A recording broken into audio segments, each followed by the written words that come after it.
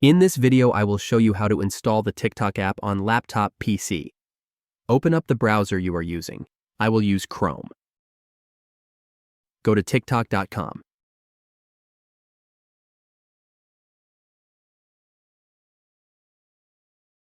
Go to the upper right corner and push on PC app. Press install. TikTok app has been installed to your computer. I will close Chrome.